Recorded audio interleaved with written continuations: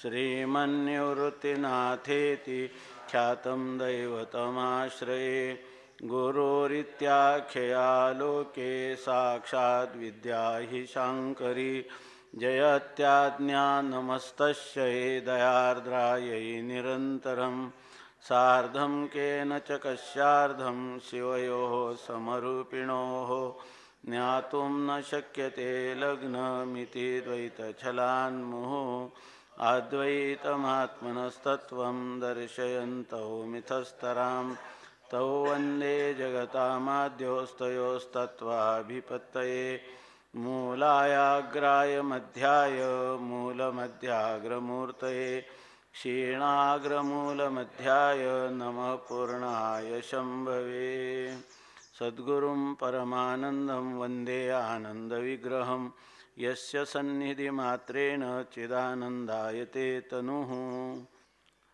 असं सांगतात की ज्ञानोबरायांनी नेवाशाला ज्ञानेश्वरी सांगितल्यानंतर पुन्हा जेव्हा आळंदीच्या दिशेनं प्रस्थान केलं तेव्हा मध्ये ब्राह्मणी नावाचं गाव लागलं आणि त्या ब्राह्मणी गावामध्ये हा अमृतानुभव जे निवृत्तीनाथ महाराजांच्या आज्ञेवरून आपली स्वतःची असणारी जी अनुभूती त्या अनुभूती शब्दाच्या रूपाने साकार कर असं आपले अनुभूतीचं कथन कर, निरूपण कर असं सांगितल्यावर हा ग्रंथ अवतीर्ण झाला।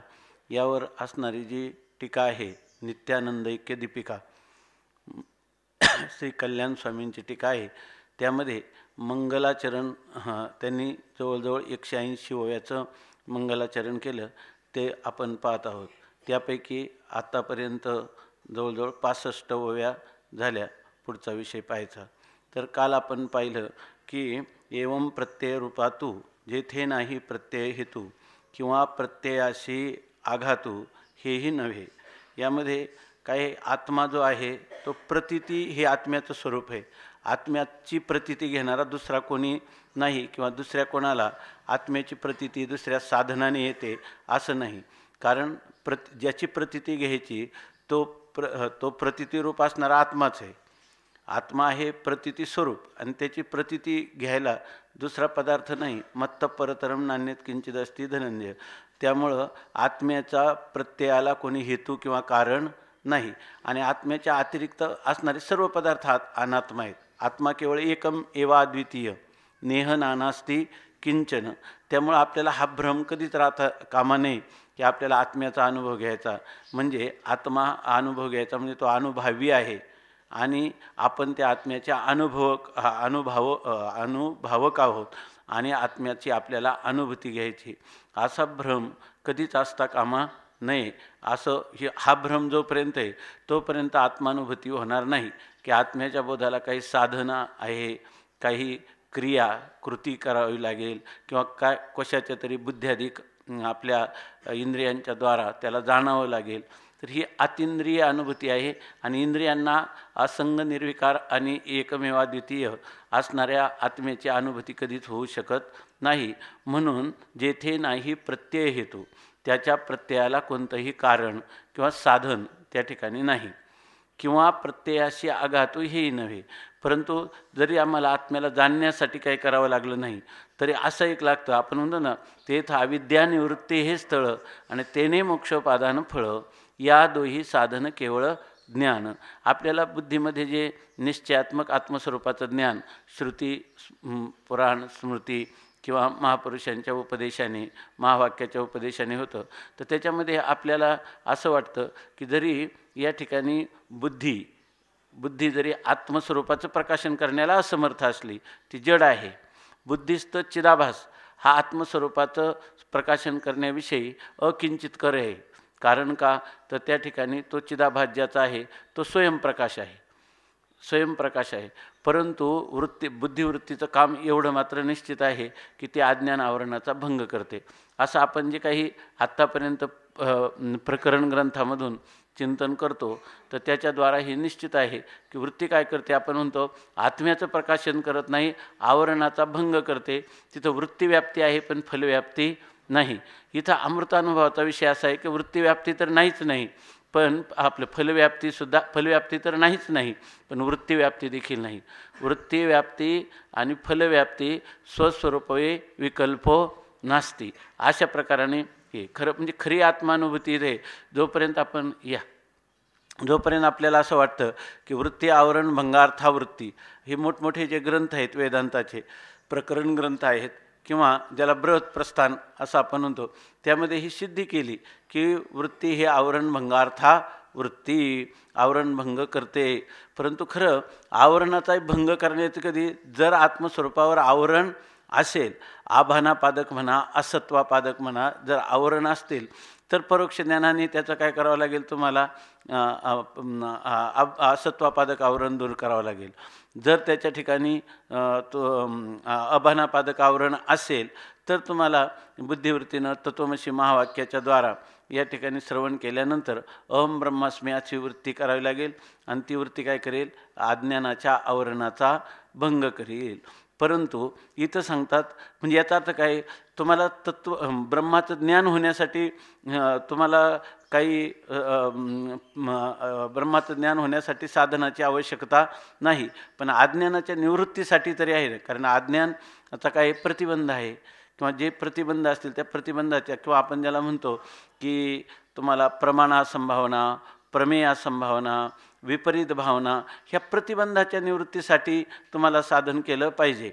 परंतु हे सुद्धा आहे की आत्मस्वरूपाच्या ठिकाणी प्रमाणासंभावनाही नाही, प्रमेयासंभावनाही नाही, आणि विपरीत भावनाही नाही. हे आत्मस्वरूपाच्या ठिकाणी काहीच नाही. त्यामुळं प्रत्ययाशी आघातू, त्या प्रतीतीला जे प्रतिबंध आहे, आघात म्हणजे प्रतिबंध आहे, हेही नव्हे, त्याला प्रतिबंध पण नाही.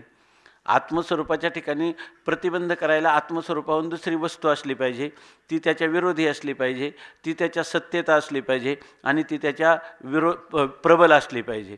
असं कोणता पदार्थ सिद्ध आत्म्याच्या व्यतिरिक्त अनात्म जे आहे ते सद्विलक्षण अनिर्वचनीय मिथ्या अर्थात त्रैकालिक अत्यंताभावरूप अधिष्ठानाच्या ठिकाणी आहे. ज्या अधिष्ठानावर भासतात त्याचा अधिष्ठानात त्यांचा त्रैकालिक अत्यंताभाव आहे. त्यामुळं खरं पाहिलं तर प्रत्ययाशी आघातू, त्याच्या प्रतीतीला आत्मज्ञानाला काही आघात आहे, म्हणजे काही प्रतिबंध आहे, हेही नव्हे, हेही नाही. आत्माच आत्मा आहे, मीच मी आहे, असं सांगतात. मनोनी तुझे नित्यत्वये ऐक्यता द्वंद्व भागाशी नये, विरोनी गेले प्रमेये प्रमाणा माझी. हे बघा महाराज बोला, जर सगळे जर बोलले तर याच्यामध्ये चर्चेतून आणखी काही निष्पन्न होईल. कारण एकच ग्रंथ आहे, आता आपण याचं हे करू, जेरॉक्स करून आणू, पण तरीसुद्धा याच्यातली भाष्य काही मुद्रण दोष याच्यामध्ये असू शकतात. आणि याचं जे संहिता रूपानेच आत्तापर्यंत हा ग्रंथ पहिलाच ग्रंथ आहे की ज्याचं संहितेचं वेगळे पदच्छेद करून लिहिलेलं आहे. त्यामुळं काही पदच्छेदाच्यामध्येही असू शकतं. याच्यामध्ये एकच पदाचे दोन अर्थ असतात. अशा वेळेला कोणता अर्थ घ्यायचा, हे सगळं आपल्याला थोड्याशा जे काही वेदांताच्या प्रक्रिया माहीत आहे त्यानुसार आपण अर्थ लावण्याचा प्रयत्न करतो. पण हा इदम इत्थम या रूपाने सांगणं फार अवघड आहे. परंतु त्यातलं एकच घ्यायचं, जर आपल्याला आपल्या आत्मस्वरूपाजवळ जाता आलं तर तो अर्थ ठीक आहे, की त्याच्यामध्ये काही शंका येत नाही, ते असं आहे एवढ्याच रीतीनं. शब्दाची वालिप फेडायची, शब्दाला टर्पल समजायचं, आणि त्याच्या आतमध्ये असणारा, गाभ्यात असणारा जे काही अंतरात्मा आहे, त्या अंतरात्म्याचा काही वेध ते शब्दाच्या द्वारा घेण्याचा प्रयत्न करायचा, इतकाच याचा अर्थ आहे. तर आता सांगतात, म्हणून तुझे नित्यान्वये नित्यत्वये ऐक्यता द्वंद्व भागाशी नये, विरोनी गेले प्रमेये प्रमाणा माझी. म्हणून म्हणजे आत्मस्वरूपाला ज्ञान, आत्मस्वरूपाचं ज्ञान करून घेण्यासाठी दुसरं कोणतं साधन लागत नाही. दुसरी गोष्ट, आत्मस्वरूपाला कोणताही प्रतिबंध नाही. आपण म्हणतो ना, आपल्याला नेहमी सवय लागली की जरी कालच सांगितलं की तत्वमसी महावाक्याने होणारं ज्ञान हे अपरोक्षच असतं, तरीसुद्धा मग त्या ठिकाणी श्रवण मनन निधिध्यासनाला व्यर्थत्व येईल, आणि ते व्यर्थत्व येऊ नये म्हणून आपल्या शास्त्रकारांनी सांगितलं, अहो अपरोक्ष ज्ञान होतं पण निष्प्रतिबंध आनंद होत नाही. आणि त्यासाठी साधनं काय, कशासाठी हे माठीमागं कशाच्या लागले माहिती आहे का, साधनांना व्यर्थत्व येऊ नये म्हणून, ऐके नाही. आणि या ठिकाणी अनुभूतीला काय होतं, साधनांना व्यर्थत्व आल्याशिवाय अनुभूती प्रगट होत नाही. आहे की नाही. म्हणजे ही एकदम अंतरंगातली गोष्ट ज्या मनुष्याला करायचं आहे, खरं खरं समाधान पाहिजे, त्याला खरी शांती पाहिजे, निष्प्रतिबंध. ती निष्प्रतिबंध शांती ही स्वतः सिद्ध आहे. तिचं प्रकाशन करण्यासाठी कोणाची गरज नाही, ती स्वयंप्रकाश आहे. आहे की नाही. ती एक आहे आणि तिचा अनुभव घेणारा दुसरा कोणीच नाही. म्हणून त्यांनी काय सांगितलं, अनुभवाच्या द्वारा अनुभवाने अनुभव साधला. म्हणजे काय, अनुभव्य, अनुभवक आणि अनुभविता हे सगळी त्रिपुटी नाहीच आहे, ते सगळं एकच आहे. त्याच्यामध्ये द्वैत कधी निर्माण झालंच नाही. बरं, तो अनुभव असा आहे की तो उत्पन्न झालेला नाही, म्हणजे तो का, किंवा तो विनाशी नाही, पुन्हा तो विकारी नाही, पुन्हा त्याच्या ठिकाणी द्वैत नाही, अशा प्रकारचा तो अनुभव आहे. त्याच्या ठिकाणी पुन्हा आकार नाही, त्याच्या ठिकाणी विकार नाही, तसा त्याला आकार पण नाही. अशा प्रकारचा अनुभव सगळीकडे दाटलेला आहे. अनुभवाला सोडून दुसऱ्याला तो ओतप्रोत भरलेला आहे. सब्राभरीत ओतप्रोत फक्त अनुभवच आहे. आणि त्या अनुभवाला जाणण्यासाठी दुसरं कोणी नाही, म्हणजे तो अनुभवच अनुभवाला अनुभवतो, अशी खरी स्थिती आहे. त्यामुळं ते सांगतात की, आणि तो अनुभव नित्यत्व आहे. म्हणजे त्या ज्ञानाला त्या अनुभवाला कोणत्याही प्रकाराने प्रतिबंध कालाचा झाला नाही. तो अनुभव नित्य आहे. म्हणजे तो कालाचा परिच्छेद त्याला कधी लागलाच नाही. पूर्वी आम्हाला अनुभव नव्हता आणि आता अनुभव आला, असं नाही. अनुभव काय आहे, नित्य आहे. नित्य आहे याचा अर्थ जो पदार्थ नित्य असतो म्हणजे सत्य असतो. म्हणून त्या ठिकाणी विचारसागरातलं जे मंगलाचरण केलं आहे ना, त्यांनी काय केलं, पहिलं काय श्लोक आहे तो संस्कृत विचारसागरामध्ये, सुखम नित्यम असं त्याच्या पुढे सांगितलं. आपण काय म्हणतो, जो सच्चिदानंद असा विचारसागरात आहे, त्यांनी सत शब्द ठेवला नाही, तो त्रिकाला बाधित असणारा नित्य शब्द. नित्यम सुखम नित्यम स्वप्रकाशकम, तो सुखस्वरूप आहे आणि तो काय आहे, नित्य आहे. त्याचा अर्थ तोच झाला, परंतु स्वयंप्रकाश आहे. तो स्वयंप्रकाश असणारं सुख आहे, स्वयंप्रकाश असणारं ज्ञान आहे, बरोबर ना. आणि स्वयंप्रकाश असणारं त्याचं नित्यत्व आहे. म्हणजे काल परिच्छेद त्याला कधीही लागला नाही. म्हणून सांगतात की तुझे नित्यत्व आहे. आणि जर तो नित्य पदार्थ जो असतो, नित्य पदार्थ कधी असेल, जर त्याला वस्तू परिच्छेद लागला तर नित्य पदार्थ राहील का, तर राहणार नाही. जर त्याला काल परिच्छेद राहिला तर त्याचं नित्यत्व सिद्ध होईल का. बरं, देश परिच्छेद लागला तर त्याचं नित्यत्व सिद्ध होईल का. मग या नित्यत्वाने नाम देश आपलं काल परिच्छेद हा कशाचा उपलक्षण आहे, देशाच्या परिच्छेदाचं पण आहे आणि वस्तूच्या परिच्छेदाचं आहे. म्हणजे देश काल वस्तू भेद मावळला आणि आत्मा निर्वाळला विश्वाकारे. आता प्रतिबंध किंवा दुसरा पदार्थ तर काही न झाला, प्रपंच आहे परब्रह्म, अहम सोहम ब्रह्म आकळले. काही ठिकाणी त्याचं सुद्धा पाठ आहे की अहम सोहम ब्रह्म मावळले, असा पण पाठ आहे.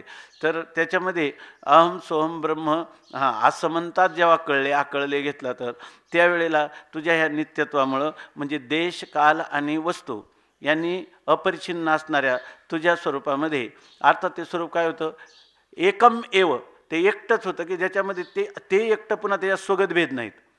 ते एकटं आहे, त्याच्यात सजातीय भेद नाही आणि त्याच्यामध्ये विजातीय भेद नाही. आणि हे भेद असले तर त्याचा अखंड ऐक्य सिद्ध होणार नाही. म्हणून ते म्हणतात ऐक्यता द्वंद्व भागाशी नये. ह्या नित्य तुझं स्वरूप नित्य असल्यामुळं त्याचं असणारं जे ऐक्य आहे ते कधी द्वंद्व भागाला, म्हणजे द्वितीयत्वाला, द्वैताला ते कधीच प्राप्त होत नाही. ते अखंड संचलेलं ऐक्य ते द्वैताला कधी स्पर्शच करीत नाही. द्वैताचा त्याला कधी स्पर्श होणं शक्यच नाही. या ठिकाणी ह्याचं सांगताना रंगनाथ महाराज परभणीकरांनी सांगितलं की ज्ञानेश्वर महाराजांनी म्हणे अज्ञान खंडन केलं, ज्ञान खंडन केलं. ते म्हणे अज्ञान खंडन ही नंतर दिलेली नावं आहेत याला. अज्ञान खंडन नाही केलं, अज्ञानाची सिद्धी होऊ दिली नाही, ऐक्य नाही. तसं ह्याचं जे अखंड संचलेलं ऐक्य आहे ते कधी द्वंद्व भागाशी नाही, ते द्वंद्वाला कधी प्राप्तच होत नाही. द्वंद्वाचा प्राप्त झालं मग द्वंद्वाचं निराश करायचं असं ते ऐक्य नाही. द्वंद्वाचा निराश करून प्राप्त होणारं ते ऐक्य नाही. द्वंद्व अधिष्ठानात कधीच नव्हता असा निश्चय होतं. आपल्याला सहज वाटतं की पदार्थ सदसद विलक्षण अनिर्वचनीय मिथ्या. मिथ्या शब्दाची शक्ती लक्षात येत नाही. मिथ्या शब्दाची शक्ती काय आहे, तुच्छ अभावरूपच आहे ते पदार्थ. आपल्याला प्रतितीला येतो म्हणून त्याला मिथ्या म्हणायचं. वास्तविक तो तुच्छ रूप किंवा शून्य रूपच पदार्थ आहे. अज्ञान असो किंवा अज्ञान कार्य असो. बारकाईनं जर आपण सगळं ह्या रज्जू सर्पाच्या दृष्टांतामध्ये विचार केला तर रज्जू सर्पाकारो भाशी येले जगडंबर असं म्हणणं आणि संसार एक झाला होता हे तो समूळ मिथ्या वार्ता ह्या म्हणण्यामध्ये काहीच भेद नाही. फक्त काय आहे, तुम्हाला प्रतीतीला येतं म्हणून त्या प्रतीतीच्या संगतीसाठी आम्ही त्याला मिथ्या शब्द प्रयोग केला. एरवी जर प्रतीतीला तुमच्या आलं नसतं आणि तुम्हाला आत्मस्वरूपाचं यथार्थ ज्ञान झालं असतं तर जगत नावाचं प्रकरण, त्याचं कारण अज्ञान, याविषयी आम्ही बोललो सुद्धा नसतो. आहे की नाही? मग आम्ही फक्त आत्म्याविषयी बोललो असतो का? तुम्ही बोलले नसते तर तेही बोललो नसतो. आहे की नाही? आम्ही आमच्या महिमेमध्येच राहिलो असतो. म्हणून तुझे नित्यत्व ये ऐक्यता द्वंद्व भागाशी नाही, विरोनी गेले प्रमेये प्रमाणा माझी. चांगलं बघा, जशा काय हे सगळ्या प्रक्रिया आमच्यात मस्तिष्कातून जेवढ्या माहिती तेवढ्या येतील असं नाही, किंवा त्याची मांडणी होईल असं नाही. प्रत्येकाने त्याच्यात सहभाग घेतला तर जास्त उपयोगाला येईल. आता काय म्हणतात, विरोनी गेले प्रमेये प्रमाणा माझी. आम्हाला जे प्रमेय होतं ना ते प्रमेय प्रमाणामध्येच विरून गेलं. त्यामुळं त्याची जी ऐक्यता आहे ती कधी द्वंद्व भागाला येऊ शकत नाही. आली असती कधी जर प्रमेय प्रमाणामध्ये, बरोबर ना, विरून गेलं नसतं तर आम्ही मग प्रमाता आणि आपलं प्रमाता प्रमाण आणि प्रमेय अशी त्रिपुटी, किंवा प्रमाण आणि प्रमेय. कारण काय आहे की प्रमेय त्याला म्हणतात की प्रमाता हा प्रमाणाच्या द्वारा जेव्हा त्या प्रमेयाला विषय करतो आणि त्याला होणारं ज्ञान त्याला आम्ही प्रमाज्ञान असं म्हणतो. म्हणजे आता आम्हाला ज्ञान कोणाचं करायचं? परमात्म्याचं. परमात्मा हा काय केला? प्रमेय केला. परमात्मा हा प्रमेय केला आणि कोण करायला निघाला? प्रमाता. आता प्रमाता प्रमेयाला विषय कशाच्या द्वारा करायला निघाला? प्रमाणाच्या द्वारा करायला निघाला. पण जेव्हा आम्ही प्रमेयाचं स्वरूप आणि प्रमात्याचं स्वरूप यांचा विचार केला तेव्हा जेव्हा प्रमाता बाधित झाला, प्रमात्याचं असणारा उपाधी अंतकरण आहे, त्या अंतकरण अनिर्वचनीय ठरलं. प्रमेयाचं असणारं आत्म्यावर जी काही उपाधी असेल, कोणती तुम्ही उपाधी घ्या, माया घ्या किंवा अविद्या घ्या, तर ते प्रमेयाची उपाधी ती काय झाली? बाधित झाली. आणि तिथं काय राहिलं? केवळ चैतन्य. प्रमाण उपही चैतन्य आणि प्रमात्र उपही चैतन्य झालं. आता प्रमाणाचा जर परिणाम झाला, आपलं प्रमाता अंतकरणाचे जे अंतकरण आहे त्या अंतकरणाच्या परिणामालाच काय म्हणतात? वृत्ती. आणि ती वृत्ती ही काय आहे? प्रमाण आहे. बरोबर. अंतकरण वृत्तीला काय म्हणतात? प्रमाण म्हणतात. अंतकरण वृत्ती कशी आहे? अंतकरण वृत्ती तर अगदी स्पष्ट तुकाराम महाराज सांगतात, अनंत बुद्धीचे तरंग आणि क्षणक्षणा पालटती रंग आणि धरू जाता संग तव तो हे बाधक. तिचं तादात्म्य केल्यामुळं आपल्याला बाधक झालं, वृत्तीचं तादात्म्य धारण केल्यामुळं. आता जर अंतकरण बाधित आहे तर अंतकरणाची वृत्ती सत्य आहे का? मग या ठिकाणी प्रमाताही गेला, प्रमाणही गेलं, बरोबर ना, आणि प्रमेय गेलं. अहो गेलं कुठं? ते जे प्रमेय, ज्या प्रमाणाच्या द्वारा तुम्ही परमात्म्याला विषय करायला निघाले होते ते प्रमेय प्रमाणामध्ये विलीन झालं. म्हणजे त्या प्रमाता, आपलं प्रमेय आणि प्रमाण यांच्यामध्ये कोणत्याही प्रकारचा भेद राहिला नाही. ते प्रमेय प्रमाण काय झालं? एकच झालं. मग प्रमेय कुठं विरालं? प्रमाणामध्ये विरालं. मग प्रमाणामध्ये विरालं, पण प्रमाणाच्या ठिकाणी पुन्हा त्यांनी सांगितलं विरोनी गेले प्रमेय प्रमाणा माझी. आता पुढची ओळी आहे, त्याचा संदर्भ घ्या. प्रमेयाचे नि प्रकाशे प्रमाण आले प्रमाण दशे, तेने प्रमाणे कैसे प्रमेय साधे. आम्ही तुम्हाला आता विचारतो, प्रमाणाला प्रमाणत्व कधी येतं? तर प्रमेयाचे नि प्रकाशे. जर त्या प्रमेयाला हा घट आहे असं जर मी जर जाणलं तर ते आपण म्हणू शकू की आपली जी अंतकरण वृत्ती आहे ती घट देशापर्यंत नेत्रेंद्राद्वारा गेली, आहे की नाही? आणि तिनं काय केलं? अज्ञानाचा नाश केला आणि त्याच्यामध्ये असणाऱ्या चिदाभासाने त्या घटाचं प्रज्ञान करून दिलं असं म्हणू शकता. किंवा आत्म्याचं ज्ञान कसं करून दिलं? तर तुम्ही म्हणता की जे श्रुतीप्रमाण आहे, प्रबल प्रमाण, आणि त्याचं तत्वमसी महावाक्य श्रीगुरूंनी उच्चारण केलं, बरोबर ना. मग तुमची अंतकरण इंद्रियाच्या द्वारा बाहेर जाण्याची गरज पडली नाही. अंतकरणही आतच आहे आणि त्याचं उपही चैतन्य कुठंच चैतन्यही आतच आहे. मग ती वृत्ती गेली, अंतकरण वृत्ती आणि पदार्थ ह्या दोघांचं काय झालं? एकदेश स्थितत्व झालं. एकदेश स्थितत्व झालं प्रमाणोपही चैतन्य, बरोबर ना, आणि प्रमेयोपही चैतन्य दोन्ही काय झाली? एकच झाली. ऐक ना, याला असा हा आत्मज्ञानाचा प्रकार आहे, वृत्ती प्रभाकरमध्ये सांगितलं. आणि मग प्रत्यक्ष ज्ञान किंवा अपरोक्ष ज्ञानाचं स्वरूप तुम्हाला कथन करता आलं काय? त्या ठिकाणी अंतःकरण वृत्ती इंद्रियाद्वारा जाते म्हणण्यापेक्षा दोन्हीकडे लागेल असं, इकडं घटाचं ज्ञान हो नाहीतर आत्म्याचं ज्ञान हो, वृत्ती आणि पदार्थ यांचं एकदेश स्थितत्व हे त्या पदार्थाच्या ज्ञानाला कारण आहे. बरोबर बरोबर चाललं आहे ना? तर अशा प्रकारचं तुम्ही म्हणू शकता. पण इथं जर प्रमेयाचे आणि प्रकाश आहे, प्रमेयाचा जर प्रकाश केला कोणी प्रमाणाने, तरच मग त्याला प्रमाण आले. प्रमाण जसे त्याला प्रमाण अशी स्थिती किंवा नाव त्याला कधी प्राप्त होईल? जर त्या प्रमाणाने जर प्रमेयाचं प्रकाशन केलं तर. आता काय झालं? ज्या प्रमेयाचं प्रकाशन करायला प्रमाणवृत्ती निघाली ते प्रमेय त्या प्रमाणामध्ये लीन होऊन गेलं. आता ते वेगळं राहिलंच नाही. तर मग तेने प्रमाणे कैसे प्रमेय साधे, त्या प्रमाणाने जे प्रमाण प्रमेयाला आपल्या स्वरूपात लीन करून घेतं, आपल्या स्वरूपाशी ऐक्य एकरूप होतं, ते प्रमाण आता त्या प्रमेयाला वेगळेपणाने सिद्ध करील का? वेगळेपणाने सिद्ध करणार नाही का? दोन्ही एकच होऊन राहतील. दोन्ही एकच होऊन राहतील. त्या प्रमाणाने प्रमेय कसं साध्य करायला निघालं? म्हणजे स्वामी महाराज सांगायचे की आपला आत्मा सिद्ध असताना त्याला साध्य करून अमुक एक साधनाच्या द्वारा त्याला प्राप्त करू असं म्हणणं बरोबर आहे का? असं म्हणणंच योग्य नाही.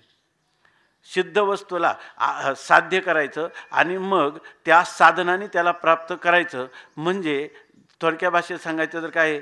बुद्धीचं दिवाळं निघाल्याशिवाय असं करायला मनुष्य प्रवृत्तच होणार नाही, आहे की नाही? तो जो प्रमाण स्वतः सिद्ध आहे. जर आई मला झोपेतून उठव असं म्हणू शकतो, आहे की नाही?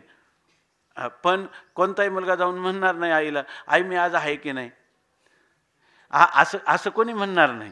म्हणजे अज्ञान स्वीकारलं त्यावेळेला हा बोध झाला. परंतु ज्या वेळेला तो टळटळीत जागा आहे त्यावेळेला आई मी जागा आहे का असं म्हणेल का?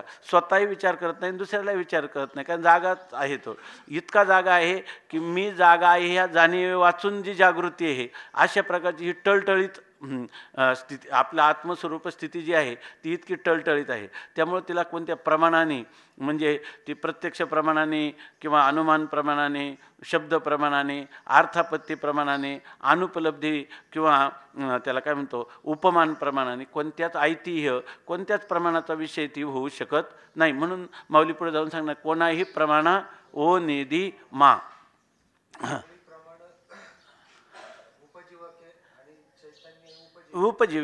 उपजीवक असणारी प्रमाणं, उपजीव्याचं कसं प्रकाशन, त्या प्रमाणं ज्यांनी प्रकाशित केली ती परप्रकाश्य असणारी ती आपल्या मूळ स्वरूपाचं प्रकाशकाचं कसं प्रकाशन करू शकते? त्यांना प्रमाणांना प्रमाणत्व ज्याच्यामुळं आलं ते प्रमाणं त्या प्रमेयाला कशी प्रकाशित करू शकतील? अर्थात प्रकाशित करणं शक्यच नाही. प्रमेयाचे निप्रकाशे प्रमाण आले प्रमाण दशे, तेने प्रमाणे कैसे प्रमेय साधे. जरी प्रमेय असाध्य झाले मग सहजची प्रमाणत्व वाया गेले. तस्मात प्रमेय प्रमाणातीत भले स्वरूप तुझे. आता म्हणतात इथं आतापर्यंत काय झालं? जरी प्रमाण असाध्य झालं, प्रमाण तर असाध्य झालं ना, आपलं प्रमेय असाध्य झालं ना. जरी प्रमेय असाध्य आहे. असाध्य म्हणजे प्रमेयाला साध्य करून प्रमाणाच्या द्वारा प्रमेय कधीही सिद्ध होऊ शकत नाही, अशी स्थिती झाली. म्हणजेच काय झालं? प्रमेयत्व काय झालं? अशा म्हणजे परमात्म्याला मी प्रमेय करील, जाणणं हे काही अशक्य कोटीतली गोष्ट आहे. म्हणजे परमात्मा हा जाणण्याचा विषयच मुळी होत नाही. ही गोष्ट जर कोणी म्हणेल तर त्याच्या ठिकाणचं प्रमेयत्व काय होईल? असाध्य होईल. बरोबर, कधीच सिद्ध होणार नाही. मग सहजची प्रमाणत्व वाया गेले. जर प्रमेयाच्या ठिकाणी प्रमेयत्वच राहिलं नाही तर प्रमेयाच्या सिद्धीसाठी प्रमाणाची गरज होती. मग प्रमेयत्व असाध्य झालं तर प्रमाणत्व काय झालं? वाया गेले, निरर्थक ठरलं. म्हणजे अमक्या प्रमाणाच्या द्वारा त्या प्रमाणाची ओळख करावी असं काही स्थितीच राहिलेली नाही. आणि तस्मात म्हणून प्रमेय प्रमाणातीत भले स्वरूप तुझे. म्हणून हे श्रीगुरू किंवा आपले इष्टदेवता कोणी घ्या तुम्ही, त्यांनी तर काय काय चिंतन केलं. श्री विठ्ठलाचं इष्टरूपाने चिंतन केलं, श्रीगुरूंचंही चिंतन केलं, गणेशाचंही चिंतन केलं आणि गणेशाच्या प्रसन्नतेत असणारी सरस्वती वाग्देवता, तिचंही चिंतन केलेलं आहे. तेव्हा ते तुझे कोणालाही म्हणा, श्रीगुरूंशी संवाद करा, सत्शिष्याची करा किंवा कोणाची करा. आता इथं आपण गुरु शिष्य परंपरेने हा विचार चालला आहे असं समजतो, आहे की नाही. नाहीतर आपल्या इष्टाशी संवाद करा. परंतु तुझं स्वरूप कसं आहे, प्रमेय प्रमाणातीत भले स्वरूप तुझं खरं भले म्हणजे खरं तुझं सत्स्वरूप जे आहे ते स्वरूप प्रमाण आणि प्रमाणाच्या आपलं प्रमेय आणि प्रमाणाच्या अतीत आहे. म्हणजे याचा अर्थ ते कधी प्रमेय होत नाही आणि प्रमाणाच्या द्वारा ते कधीही सिद्ध नाही, असं तुझं स्वतःसिद्ध स्वरूप आहे. हां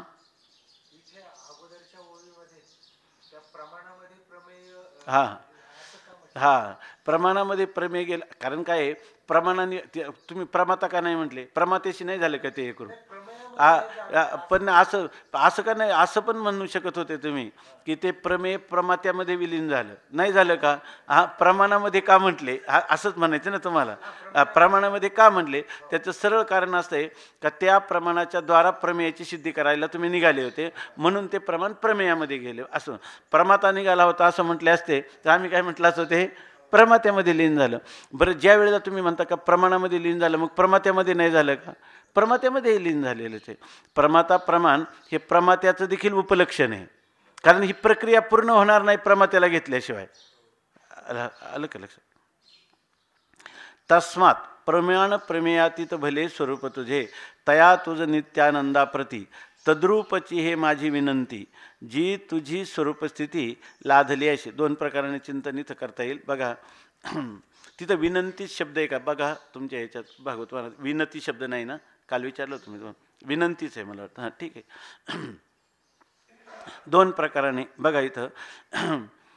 त्या तुझं नित्यानंदाप्रती, तो असणारा नित्यानंद. नित्यानंद म्हणजे त्यांच्या श्रीगुरूंचं नाव पण आहे आणि नित्यानंद हे त्यांचं आणि आपलं दोघांचंही एकच स्वरूप पण आहे. त्या तुझं नित्यानंदाप्रती, नित्यानंद स्वरूप असणाऱ्या तुझ्याप्रती तद्रूपची, ते काय आहे, तुझं नित्यानंद तुझ्या ठिकाणी नित्यानंद आहे असं नाही.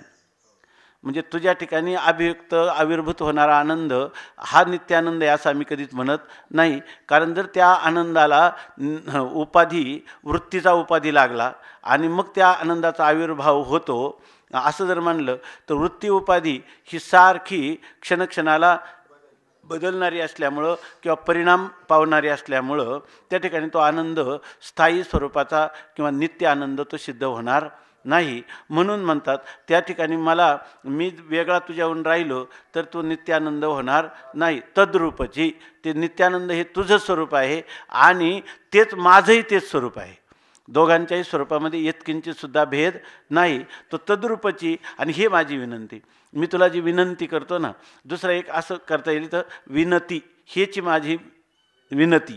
विनती म्हणजे हा कर्म मंगलाचरण करतात ना, वंदना करतात ना, असं घेतलं तर आणखी जवळचं लागेल याला.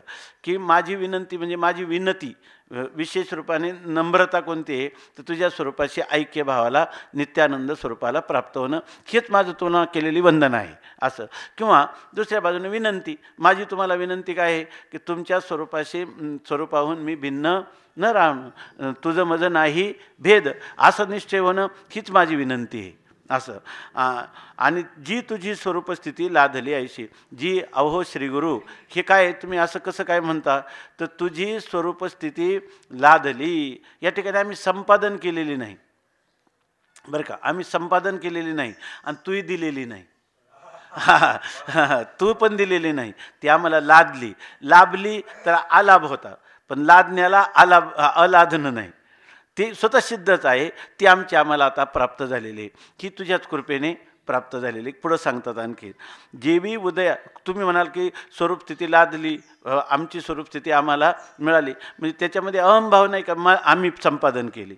तसं तू आम्हाला दिली तेव्हा ही स्थिती जर आदान प्रदान करण्याची असली तर हे नित्य राहणार नाही. यत कृतकम तद अनित्यम, जे कोणतंही कृतीनं प्राप्त झालेलं असेल ते निश्चित नाशवान आहे. म्हणून ही स्थिती आम्हाला लाभली नाही, ही लादलेली स्थिती आहे. जगन्नाथ महाराज पवार नेहमी सांगायचे, लादलेले, तुमचा अनुग्रह लाधलो असं म्हणतात ना, तर लादलेलं आहे. तर ते सांगतात जेवी उदयास्तेविनं रवी, आताचे स्वरूप कसं सांगतात बघा, जेवी उदयास्तेविनं रवी नुगवताची उगवता शेजान, तेवी बोधेविन खुन लाधली बोधाची. आता म्हणतात जे श्रीगुरूंच्या सान्निध्यामध्ये आपले त्यांनी लिहिले ना, चिदानंदा येते तनुहू, असं त्यांनी लिहिले. आपण चित्स्वरूप होऊन जातो यश्च सान्निध्यात चिदानंदा येते तनुहू. ती प्रक्रिया घडते कशी शिष्याच्या जीवनामध्ये किंवा आपल्या जीवनात कशी झाली तर हे सांगतात, उदाहरण देऊन सांगतात. उदाहरण इतकं टळटळीत उदाहरण आहे, सर्वांना कळण्यासारखं उदाहरण, की त्याच्यामध्ये कोण हा सर्वांना परिचय आहे असं परिचयाचं उदाहरण देतात. की जेवी उदय असते विन, ज्याप्रमाणे उदयाने असतं.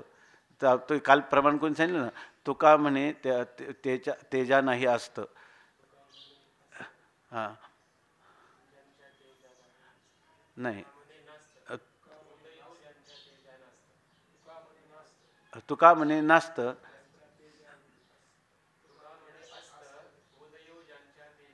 हां तुका म्हणे असतं उदयो ज्यांच्या तेजा नासतं. तर त्याप्रमाणे आता उदाहरण जे बी उदय असते विन, ज्याप्रमाणे उदय आणि आस्था यांच्या वाचून रवी नुगवताची उगवता असे जाणं. रवी नुगवता, रवी कधी आपण म्हणतो सूर्य उगवला आणि सूर्य मावळला. खरं सूर्य कधी उगवला? सूर्य नित्य प्रकाश रूपे का नाही का? आपल्याला त्या ठिकाणी डोंगराच्या आड गेला की मावळला आणि उदयाच्या लावला उगवला. हा सगळा व्यवहार आपल्या बुद्धीमध्ये का सूर्यामध्ये? मग सूर्याला उदय आहे का असतंय? पण सूर्याला उदय आणि असतं दोन्ही नाही, परंतु सूर्याचा उदय असताचा व्यवहार होतो की नाही? सगळा हो. तुम्ही तो जो तिकडा असणारा काय काय म्हणतात, कोठे बुडाला पलीकडील तो सोन्याचा गोळा असं म्हणतात, आहे की नाही? समुद्रात जाऊन तो मावळतो. जोपर्यंत हे संशोधन नव्हतं किंवा आपलं जे काही खगोलशास्त्र आहे, हे पंचांग वगैरे याचं हे फार सखोल आहे, हे सगळं विज्ञान आहे. पण याचं ज्याला ज्ञान नाही त्याच्या दृष्टीने सूर्य उगवतो आणि मावळतं की नाही? परंतु ते म्हणतात उदय असते विन, उदय नाही आणि असतंही नाही. आणि तरी पण रवी दररोज उगवतो की नाही? रवी नुगवताची उगवता असे जाण. पण उगवतं म्हणजे खरंच उगवतं का न उगवता उगवतो? न उगवतं का खरं उगवतच नाही असा अर्थ आहे? मग उगवत नसेल तर मावळतो का? का त्याला उदय नाही ना असतंही नाही ना? तुकाराम महाराजांचा अजून एक आता एकची मोहरा, असत नाही आता एकची मोहरा, पासोनी अंधारा दुरी झालो. सूर्याला जसा उदय माहीत नाही आणि अस्तही माहीत नाही, परंतु त्याच्यावरच उदय असताचा व्यवहार होतो की नाही, तसं आपल्या आत्मस्वरूपावर हे सगळं ज्ञान आणि अज्ञानाचा व्यवहार होतो. आत्मस्वरूपाला जाणलं, आत्मस्वरूपाचं अज्ञान, हा सगळा व्यवहार त्याच्या वाचून होत नाही. पण त्याच्या ठिकाणी काहीच व्यवहार होत नाही. कारण काय? तो स्वयंप्रकाश आपल्या महिमेमध्ये आहे. हे जसं आपल्याला व्यवहारातलं उदाहरण आहे तसं सांगतात, तेवी बोधेविन खून लाधली बोधाची. तेवी बोधेविन म्हणजे असं नाही, कारण बोधेविन आम्हाला जी तुझं खून किंवा तुझा संकेत, तुझं खून जी तू आम्हाला दाखवली ती बोधेविन, तू आम्हाला ज्ञान करून दिलं नाही आत्मस्वरूपाचं. अज्ञान, आमचं अज्ञान निवृत्त करून जे ज्ञान होतं त्या प्रकारचं वृत्ती ज्ञान तो आम्हाला करून दिलेलं नाही. तर ते बोधेविनच बोधाची खून लादली. बोधा वाचून म्हणजे वृत्ती ज्ञान, अज्ञान निवर्तक अशा प्रकारचं अहम ब्रह्मास्मी अशा प्रकारचं जे वृत्ती ज्ञान आहे, ते वृत्ती ज्ञान हे त्या ज्ञानाचं स्वरूप तो आम्हाला दाखवलं नाही बोधेविन. पण आम्हाला मात्र खरी बोधाची खून लादली, की त्या ठिकाणी वृत्ती विवर्जित असणारं स्वयंप्रकाश जे आमचं आत्मतत्व आहे ते तू हे सगळं आम्हाला ते त्याचं काय दृढ अपरोक्ष किंवा तद्रूपता तीच आम्हाला प्राप्त केली. तो खरं बोध आहे आणि त्या बोधाची ती खून आहे आणि ती खून देईल. पण तू आम्हाला केवळ वृत्ती ज्ञानामध्ये ठेवलेलं नाही, त्याच्या वृत्तीचाही परित्याग करून जे काही अवशिष्ट असणारं जे आमचं मूलभूत स्वतःसिद्ध स्वयंप्रकाश व्यापक असंग निर्विकार नित्य शुद्ध बुद्ध मुक्त स्वभावान असं जे स्वरूप आहे, ती खून आम्हाला तुझ्याकडून पुन्हा ती सुद्धा काय झाली? लाभली नाही, लाधली. ती खूनसुद्धा आम्हाला प्राप्त झाली. आम्ही स्वयंप्रकाश आत्मस्वरूप आहोत. आमच्या ठिकाणी अज्ञानही नाही आणि ज्ञानही नाही असा एक अभंग आहे. अज्ञानच नाही त्यामुळं ज्ञानही नाही. आता बघा, अहो हे बोध्यबोधकपण बोध मात्र की जाण, गुळ गोडी मिळवण गुळ मात्र जेवे. अहो हे बोध्यबोधकपण. आता आम्ही काय म्हणतो, तुम्ही आम्हाला हे ज्ञान करून दिलं, त्या ज्ञानाचा संकेत दिला, पण त्या ठिकाणी आम्हाला बोध्य कोण आहे? बोध्य परमात्मा आहे आणि बोधक कोण आहे? आम्ही आहे. ऐकी नाही. पण हे बोध्य आणि बोधकता हे दोन्ही बोध मात्र की जाणं. हे बोध्य आणि बोधकता द्वैत नाही तिथं. हे काय आहे? केवळ बोध मात्र आहे, केवळ बोधच आहे. त्या ठिकाणी आता बोध्यकता, बोध्य म्हणा, त्याला ज्ञेय म्हणा, त्याला प्रमेय म्हणा, किंवा बोधक जो आहे त्याला तो बोद्धा म्हणा, किंवा ज्ञाता म्हणा, त्याला ज्ञाता म्हणा, किंवा प्रमाता म्हणा. हे सगळं काय आहे? बोध्य, बोधकपण, बोध मात्रची की जाणं. हे सगळं काय? बोधच आहे. आम्ही जेव्हा विचार केला, बरोबर ना, तुम्ही सांगितलेल्या खुणेने विचार केला, त्या विचारात काय निष्पन्न झालं? बोधक भाव सत्य नसून बोधक भाव. बोध्य जेव्हा बोधकाजवळ जातो, बोध्य आणि बोधक हे जेव्हा एकदी स्थित होतात, त्यावेळेला दोन्हींच्या उपाधी एकत्र होतात आणि बाद होतो. उपाधीचा बाद होतो आणि बोध्य मात्रची जाणं. केवळ ज्ञान मात्रच त्या ठिकाणी अवशिष्ट राहतं, आहे की नाही? दुसरं काही राहत नाही. मग त्यावेळेला आता पुन्हा ज्या उपाधीचा तुम्ही विचार केला, ती उपाधी खरं ज्या वेळेला तिचा व्यतिरेक करता, त्यावेळेला ती उपाधी काय होते? त्रैकालिक आत्मता भावरूपच सिद्ध होते की नाही? मग आता त्या ठिकाणी बोध्य आणि बोधकता हे उपाधीसहित राहतात का निरुपाधिक होतात?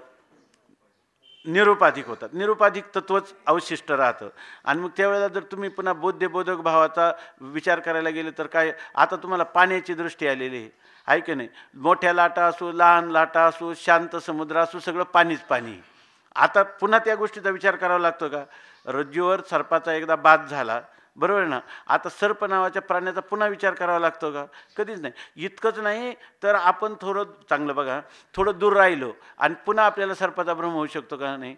तरीसुद्धा आपल्या निश्चयात बदल होत नाही. इथं सर्प नाहीच आहे, इथं हा काय आहे? रज्जूच आहे, ऐक नाही? अशा प्रकारचं ते म्हणतात की मग तेथून पुढचा व्यवहार कसा? तर परवा कोणत्या गोडी मिळवणं गुळ मात्र जीवी. आता गुळ आहे, गुळाच्या ठिकाणी गोडी आहे की नाही? पण गुळ आणि गोडी हे दोन जर वेगवेगळे करता येतात का? गुळ म्हणजेच गोडी आहे. गोडी ही गुळाला सोडून कधीच राहत नाही. आणि गुळ म्हटलं का गोडी हे त्याचं काय आहे? स्वरूपच आहे, बरोबर ना? तो त्याचा गुण नाही, तो त्याचं काय आहे? स्वरूपच आहे. तसं बोध्य आणि बोधक ह्या दोघांचंही बोध हे काय आहे? स्वरूपच आहे. त्यामुळं त्या ठिकाणी आता कोणतंही द्वैत नाही, त्रिपुटी नाही, काही नाही. ते हा तेच गोडपणे जैसा गुळ आणि तैसा देव झाला सकळ. गोडपणात गुळ आणि गोडी जशी दूर नाही, तसं तुकाराम महाराजांना सकळ देव झाला. तुकाराम महाराजांना बाधित अनुवृत्तीनं राहायचं असं म्हणतील का? बाद करायचं असं म्हणतील का? काही नाही. हे सगळं काय आहे? चैतन्यच आहे. दुसरे उदक तो हा उदक हा वेगळा आणि नव्हे तरंग वेगळा. ही जाणीव जी आहे ना, उदका वेगळा आणि नव्हे तरंग निराळा, हे तरंग आणि उदकाचं अखंड संचलेलं ऐक्य आहे की नाही? अशा प्रकारची ही स्थिती आहे. ही स्थिती जर आपल्याला यथार्थरीतीनं संशय, आता ह्या स्थितीला कोणताही संशय नाही आणि याच्यामध्ये कोणताही विपरीत भावना नाही, ऐक ना, डोकावणार सुद्धा नाही. परंतु हे करण्यासाठी ज्याचं अनंत जन्मात हा अजातवाद आहे, हा अजातवाद आहे, हा याला म्हणायचं झालं तर हा चिदविलास आहे. ऐक, कारण काय? स्वामी महाराज सांगायचे बरं का, एक कुठं कुठं चिंतनामध्ये कोणी काय म्हणेल की हा चित्तचा विलास आहे, आपले हे बाकीचं सोडून द्या. जर आपण वस्तुनिष्ठेने पाहायला लागलो तर स्वामी महाराज सांगायचे वास्तविक आत्मतत्व अखंड अभंग निर्विकार आहे की नाही? हेच आपलं ज्ञान आहे ना, हेच आपल्या हेच ज्ञानाचं स्वरूप आहे ना. परंतु जेव्हा आपण चर्चा करतो इकडून तो प्रकृतीचा परिणाम नाही काय? जगत हा प्रकृतीचा परिणाम नाही का जगत पाहत असताना? आणि आत्मस्वरूपाचा विवर्त नाही का? आहे की नाही? बरोबर, हे तर निश्चित ठरलं ना. बरं, आत्मस्वरूपाचा विवर्त म्हणतात तेव्हा आत्मा निर्विकार राहून येणारी प्रतीती आहे का विकारी होऊन येणारी प्रतीती आहे? निर्विकार राहून होणारी प्रतीती आहे की नाही? म्हणून त्याला आपण विवर्तोपादान कारण म्हणतो, आत्म्याला विवर्तोपादान कारण म्हणतो आणि प्रकृतीला परिणामी उपादान कारण म्हणतो. चांगलं बघा, तर अशा वेळेला जर तुम्हाला किती अडचणी येतील पहा बरं. जर तुम्ही म्हणले की प्रकृतीचा परिणाम म्हणजे हे जगत आहे असं म्हणता, प्रकृतीचा स्वतंत्र परिणाम आहे की काय?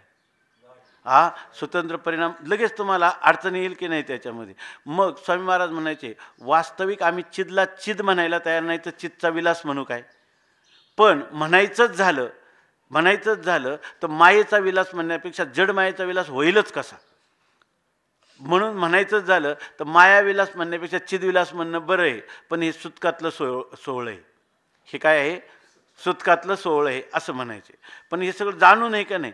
जाणून उलट तुम्ही मायाविलास म्हणण्यापेक्षा चिदविलास म्हणणंच बरं आहे की नाही? कारण याच्यामध्ये विलास शब्द तो विशेष रूपाने लसती हे सांगणार आहे. विशेष ते कल्पित आहे, हे सगळं आमचं ठरलेलं आहे. आणि मग आता जगाच्या संगतीत आम्ही मायाविलास म्हणणं आम्हाला बरोबर वाटत नाही, आम्ही काय म्हणू चिदविलास आहे असं म्हणू, आहे की नाही? पण त्या म्हणण्यात काही दम आहे का काही? त्याच्यापेक्षा याचं काही वेगळं स्वरूप झालं का? याचं वेगळं स्वरूप झालं का काही नाही. म्हणून म्हणतात जेवी उदय असता का अहो हे बोध्य बोधकपण बोध मात्र की जाणं गुळ गोडी मिळवणं गुळ मात्र जेवी. गुळ आणि गोडी दोन्ही घेतलं तर काय आहे? गुळ मात्र, केवळ गुळच आहे. गोडी नावाचा पदार्थ काय आहे का त्याच्यामध्ये? पण गोडी हे त्याचं स्वरूपच आहे की नाही? आणि गोडी गुळाशिवाय स्वतंत्र सत्तावान आहे का? काही वेगळी करता येते का? नाही. मग अशा रीतीनं पाहिलं तर मग ह्या वेळेला ते बाबुळीची सारावी हाते असं म्हणणं चांगलं आहे का? गुळगोडी सगळं एकच आहे म्हणणं चांगलं आहे? गुळगोडी एकच म्हणणं चांगलं आहे, आहे की नाही? बाबुळी सारायला असावी तर सारावी ना, आहे का नाही? त्या स्वतंत्र सत्ता स्फुरण तिला असावं तर तिला सारायची गरज होती. जिला स्वतंत्र सत्ताही नाही स्फुरणही नाही, ती आद्यस्थ आहे, तो पदार्थ अधिष्ठान रूपच असतो. ही गोष्ट जर, कारण ती पदार्थ मिथ्या ठरल्यानंतर खाली राहताना अधिष्ठान रूप होतो का? त्याची असिद्धी होते का अधिष्ठान मात्र राहतं का? यालाच आम्ही प्रक्रिया म्हणून तुम्हाला सांगतो, आद्यस्थ पदार्थ अधिष्ठान रूप आहे, आहे की नाही? काय आहे त्याच्यामध्ये? जर आपण बारकाईने ते दिसले आपल्याला त्या प्रक्रिया, तर याच्यामध्ये काय फारसा मोठा भेद होत नाही, आहे की नाही? हां हां पांगळ आता इथं पुढं येणारच आहे. कापर आणि कापराचा गंध निवडता येईल का तुम्हाला? निवडता येणार नाही. गोडी आणि गुळ वेगळे करता येईल का? तसं या ठिकाणी माया आणि ब्रह्म असे दोन पदार्थ तुम्हाला कल्पिता येतील का? म्हणून तुकाराम महाराज काय काय लिहून ठेवले. हे पुन्हा अमृतानुभव कळाला नसेल किंवा जर चांगला कळाला असेल तर तुकाराम महाराजांच्या अभंगाचे सूत्र घेतलं तरी माणसाचं जीवन जाईल, आहे की नाही? माया तेची ब्रह्मन ब्रह्म तेची माया आणि अंग आणि छाया जयापरी तोडिता न तुटे सारिता निराळी लोटांगण तळी हारपती. दोन्ही प्रकृती आणि पुरुष जर त्यांच्या अधिष्ठानात तुम्ही प्रवेश केला तर दोन्ही नाही, ना प्रकृती ना त्याच्या ठिकाणी प्रकृती सापेक्ष आलेला पुरुष भाव, अशा प्रकारचा ब्रह्मभावच अखंड म्हणजे अछेद्य अशा स्वरूपाचा आहे. असं जर तुम्हाला कळालं तुम्ही म्हणणार की नाही गाऊन गाऊन काय काय म्हणणार? माया तेची ब्रह्मन ब्रह्मतेची माया. तुम्ही याला कुट अभंग म्हणणार का? हे सरळ सरळ चिंतन आहे, सरळ सरळ चिंतन आहे की नाही? काही नाही याच्यामध्ये, असं होईल की नाही? फक्त ही स्थिती भगवत कृपेने, गुरुकृपेने, शास्त्रकृपेने, अंतकरण कृपेने आढळ अचल व्हायला पाहिजे. आता एवढं जरी आपण बोललं तरीसुद्धा आपल्याला अमृतानुभव ऐकायलाच वाटतं, आहे की नाही? पुन्हा ऐकावंच वाटतो. ह्याचाच अर्थ कुठंतरी कमी ऐकतो कसा, आहे का नाही? जर ही स्थिती तर तिच्यात राहील ना, आहे की नाही? ज्या अर्थी गिराईक होतो त्या अर्थी ते स्थितीमध्ये त्याच्यात रमावं. कारण तिचं काय काय जाऊन या करून धामा, आहे का नाही? तेथे मी नातडे नाडोळे विश्रामा असं वाटतं. तिथं गेल्यावर काय त्या आम्ही म्हणलो असतो, तुम्ही म्हणल्यामुळेच व्हायला गेल. आम्ही ठरवलं असतं ते ना कारण तुम्हाला भौतिक जीवन जगायचं आहे की नाही? म्हणून तुम्हाला त्या हे विशेषाला माणूस सोडायला तयारच होत नाही. कारण विशेषाला कवटाळलंय कधीपासून, किती काल गेलाय, आहे की नाही? काल जरी कल्पना असली तरी सुद्धा किती काल तो गेलेला आहे, त्याच्यावरून आता ही कल्पना सुटत नाही लवकर, आहे की नाही? तर सांगतात तेवी जाणतया जाणता जाणीव नयेचे हाता आता येथे पूर्वापरता अनाविकेची. आता तुम्ही काय म्हणाल बरं का, की पूर्वी तर अज्ञान मानलं पाहिजे ना. जोपर्यंत आम्हाला स्वस्वरूपाचा बोध झाला नाही तोपर्यंत हे का नाही. आणि मग अज्ञान आहे, अज्ञान जरी जड असलं आणि ते भ्रमातला विषय असलं, बरोबर आहे ना, पण निरधिष्ठान भ्रम होत नाही. आणि हा सगळा भ्रमाला कारण काय? अधिष्ठानाचं अज्ञान. हे तुम्हाला मानावंच लागतं, आहे का नाही? तुम्ही तुम्ही अध्यास भाष्य आहे ना, त्यांनी याला पूर्वपक्षात घातले.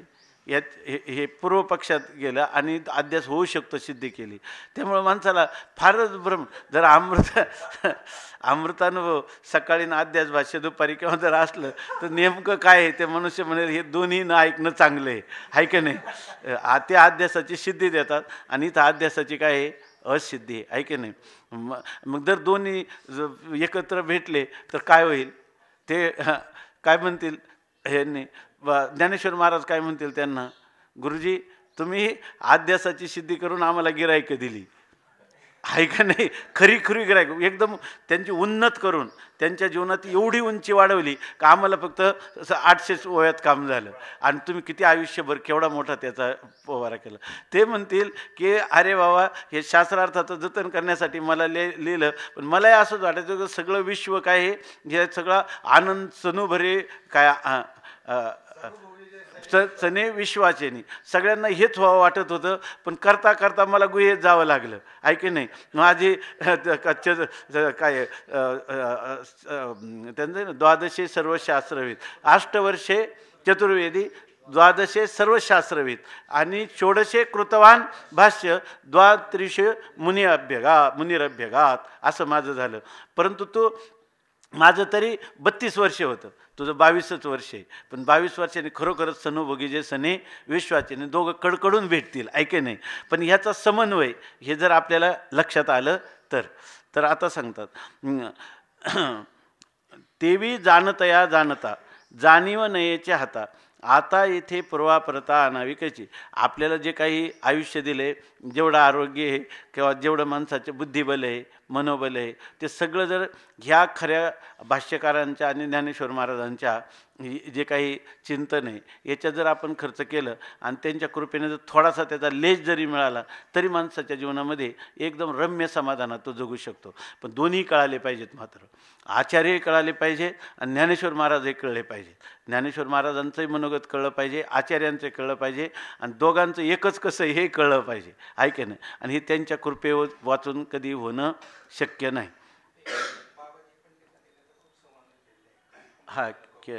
अमृतानुभव आहे ना शंकराचार्यांचं, त्यांनी मोठी हे प्रस्तावना दिलेली त्याच्यामध्ये. आता आपण जे पाहतो ना, ही आपलं काय ठरलं की ही एकच टीका जी आहे याच्यामध्ये साधक बाधक चिंतन करायचं. तर कोणाला शंका आली किंवा तुम्ही असं पण करू शकता, कोणी बाबाजी महाराजांचं वाचायचं, कोणी रंगनाथ महाराजांचं वाचायचं, कोणी दुसरे मामासाहेब जोग महाराजांचं, आणि कोणाला काही शंका आली तर त्या शंकेचं निराकरण. हा ग्रंथ असा आहे की माणसाच्या, मला वाटतं की हे जर अशीच हे राहिली तर एकाला एकही शंका राहणार नाही. फक्त ग्रंथ कळला पाहिजे.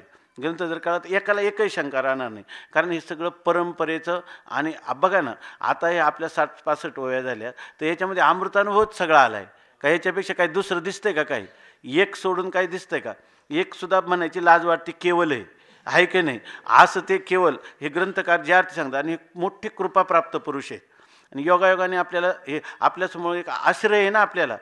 आपण जेव्हा यदाक्षरम म्हणलं की मग त्याची उत्पत्ती क्षरती, अक्षरम न क्षरती ती अक्षराहा. मग त्याचं जर ते होत नाही तर मग ते अनित्य नाही, म्हणजे ते नित्य आहे, ऐक ना. अशा प्रकारचं आपण चिंतन करणार. डोळ्यापुढं फार काही येईलच असं नाही. ते सगळे यांनी घेऊन जवळजवळ 7000 ओव्यामध्ये हे चिंतन केलेलं आहे. म्हणून याच्यामध्ये सगळे जे, मला तर असं वाटतं की जे सगळे अमृतानुभव आहे ना, सगळे याच्या पोटात येऊन जातील कोणाचे असले, आणि त्यातल्या कुणाच्या त्रुटी असतील ना, त्या त्रुटी सगळ्या दूर होतील. अशा प्रकारचं हे चिंतन दिसतंय याचा आत. जिथं लागणार नाही तिथं आपल्या बुद्धीचा दोष आहे, आपल्याला ते कळणार नाही, आहे की नाही? त्यासाठी दररोज प्रार्थना सरस्वतीची करावा, गणपतीची करावा, त्या ग्रंथकर्त्याची करावा, आहे की नाही? आणि त्यांच्याकडं नतमस्तक होऊन हे शब्दाचं जे काही शक्ती आहे ते आमच्या हृदयात प्रगट करा, एवढंच साधन आहे, दुसरं काही नाही. आता सांगतात, जेवी उदय आपलं तेवी जाणतया जाणता जाणीव नयेच्या हातात. ह्याच्यासाठी पंचदशी, विचारसागर आणि आपण जे वृत्तीप्रभाकर ही चिंतनं जर समोर असतील तर चांगल्या व्यवस्थित, तर बऱ्याचशा गोष्टी लागून जातात याच्यामध्ये. आपण प्रक्रियेचं काय सगळं चिंतन वेगळं म्हणजे विस्ताराने इथं करता येणार नाही, परंतु साधारणतः ज्या प्रक्रिया त्या आपल्या डोळ्यासमोर ठेवायला हरकत नाही. तेवी जाणतया जाणता, आता जाणीव न्यायच्या आता माणूस काय करायला निघाला माहिती आहे का? की जाणतया जाणता, जो जाणता आहे ना, ज्ञाता. वास्तविक ज्ञाता कोण आहे? दृंग मात्र द्रष्टा हा ज्ञाता आहे, बरोबर आहे ना? म्हणजे तो दृंग मात्रच आहे, ज्ञाता नाहीच आहे, द्रष्टा नाहीच, ही खरी स्थिती आहे. आणि आपण काय म्हणतो, ब्रह्मस्वरूपाचं आम्हाला ज्ञान करून घ्यायचं. म्हणजे ज्ञान स्वरूप असणारं जे ब्रह्म आणि ज्ञान स्वरूप असणारा जो आत्मा, तो त्यालाच जाणायला निघाला की नाही? त्यांनी काय समजलं, माझ्यावर अज्ञान आहे किंवा परमात्म्यावर अज्ञान आहे. आहे का नाही? कोणी कोणता पक्ष घेतला? स्वाश्रय आणि स्वविषया घेतला. आणि कोणी काय घेतला? ब्रह्माश्रय आणि स्वाश्रय आणि ब्रह्मविषया. आणि कोणी काय घेतला? स्वाश्रय आणि स्वविषया. असा पक्ष घेऊन आपल्याला ते सांगायला लागले. बरोबर ना? आम्ही तुम्हाला ब्रह्माचं ज्ञान करून देतो, पण स्वाश्रया म्हणा किंवा ब्रह्माश्रया म्हणा आपलं आणि ब्रह्मविषया म्हणा, काही जरी म्हटलं तर अज्ञान मानलंच की नाही. आणि मग अज्ञान मानून तुम्हाला आम्ही ज्ञान करून द्यायला शिकलो. पहिल्यांदा तुमच्या ठिकाणी आम्ही काय आरोप करणार? अज्ञानाचा आरोप करणार. म्हणजे कोण जाणायला निघाला? जो ज्ञानस्वरूप असणारा आत्मा, तोच आपल्याला जाणायला निघाला. जाणतया जाणता. आणि मग जाणणारा जर जाणण्याला निघाला तर तो कसा सिद्ध होणार? जाणता जर जाणायला निघाला तर फक्त जाणताच राहणार, फक्त जाणताच राहणार.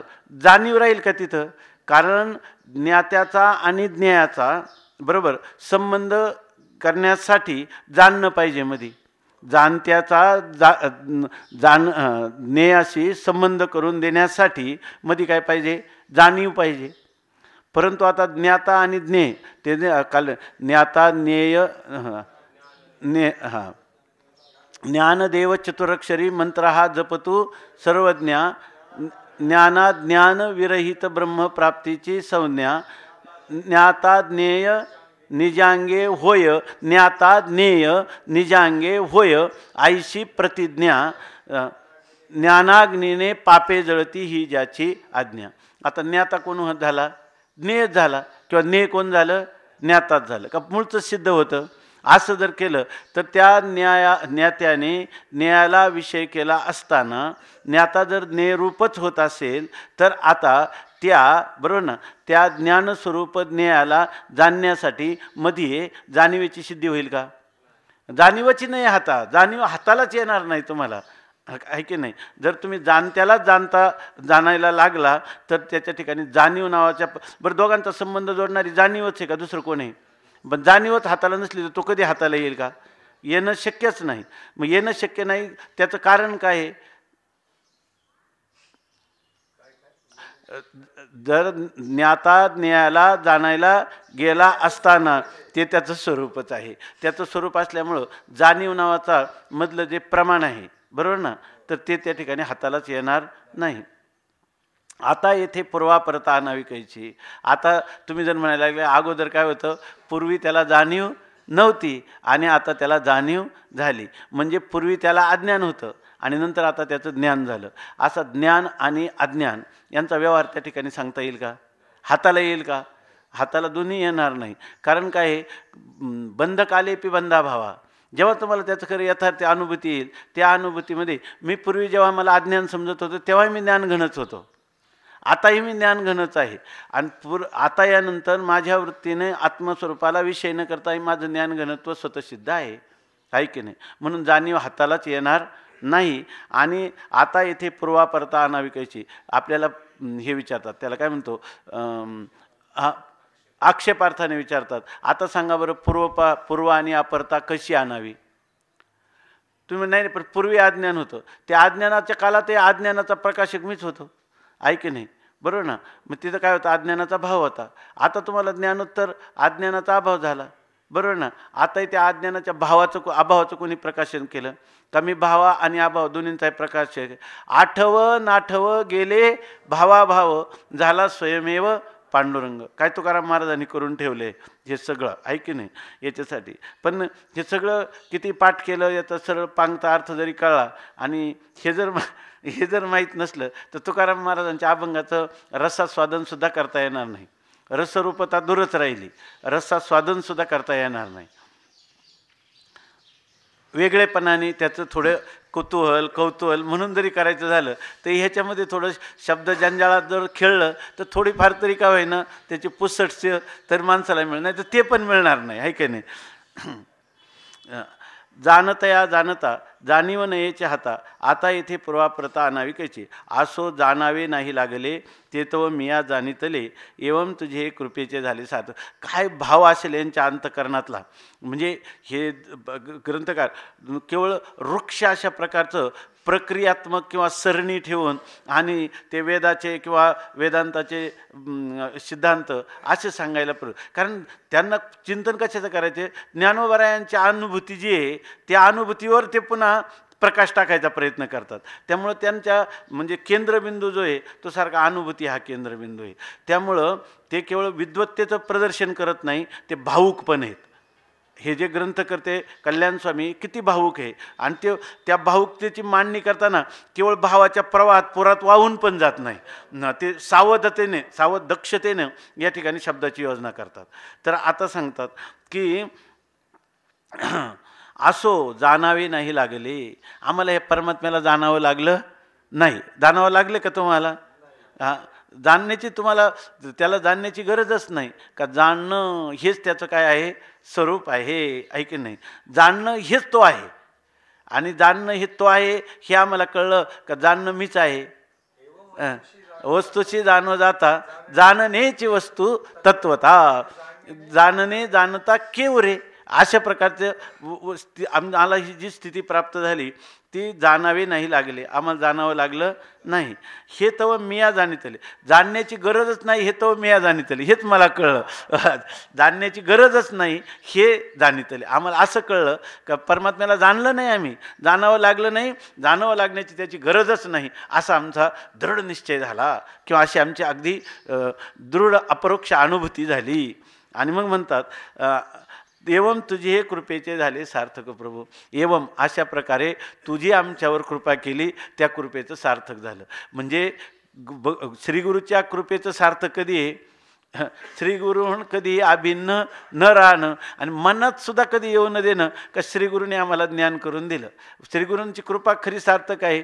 परमात्मा हा ज्ञानाचा कधीच विषय होत नाही, त्यामुळे त्याला जाणण्याची गरजच नाही. तो स्वयंप्रकाश स्वतः सिद्ध अवाच्य अशा प्रकारचं स्वस्वरूप आहे असं कळलं का मग काय झालं. नाही तर जोपर्यंत एक स्पुंज राहतो ना अंतकरणामध्ये, काय हो अज्ञानाच्या गावी काय होतो काय ते आहे ना माऊलींच्या वया, काय माऊली, अविद्येच्या गावी आतुडत होतो मरण गावी. अविद्येच्या जंगलामध्ये मरण नावाच्या गावामध्ये मी सारखा प्राप्त झालेलो होतो.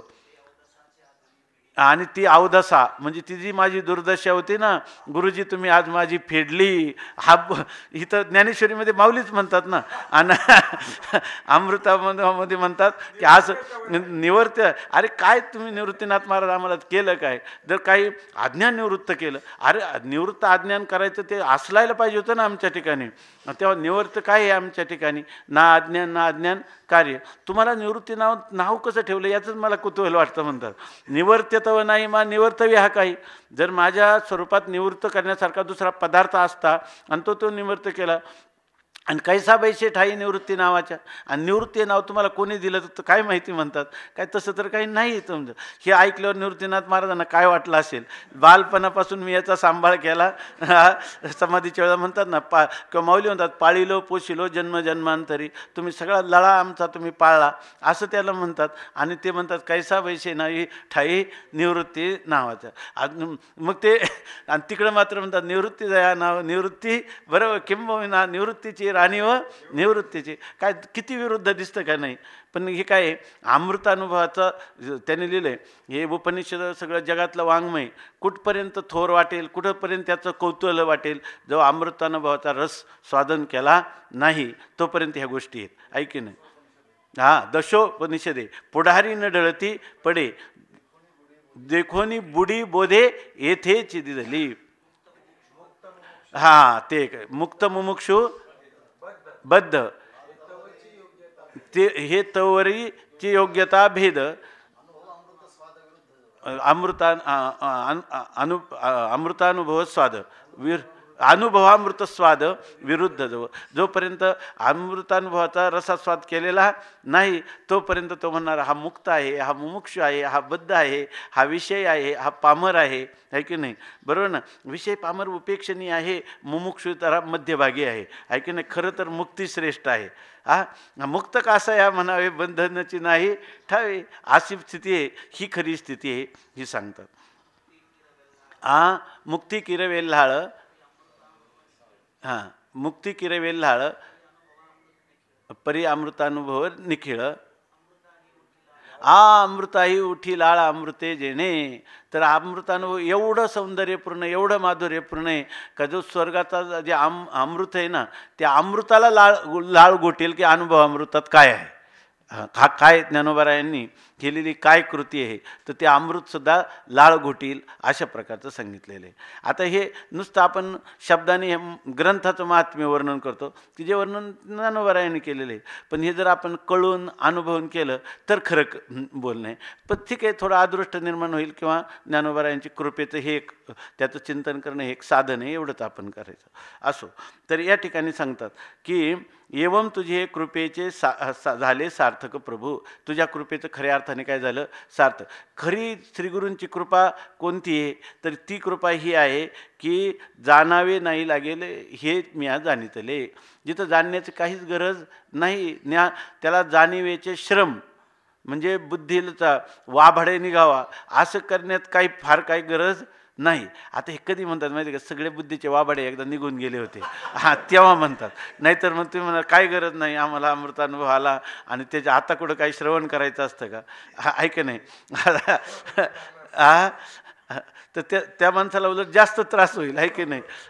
म्हणून हे हा खरा म्हणजे असं म्हणजे चार भिंतीच्या आत नाही, निसर्गात एकांतात ह्याचं चिंतन होण्याचा हा विषय आहे, असं काही नाही जास्त. आणि इथं म्हणजे फार जबाबदारीनं एकदम समोर सगळा पूर्वापार विचार करून बोलायला पाहिजे. इथं काही सगळं बोलता येणार नाही. म्हणजे जरी आणि बोललं तर ते मागात पण पडेल, बोललं तर ते मागात पण पडेल, कुठं बुद्धिभेद होईल किंवा आपण आपल्या मर्यादेचं उल्लंघन होईल.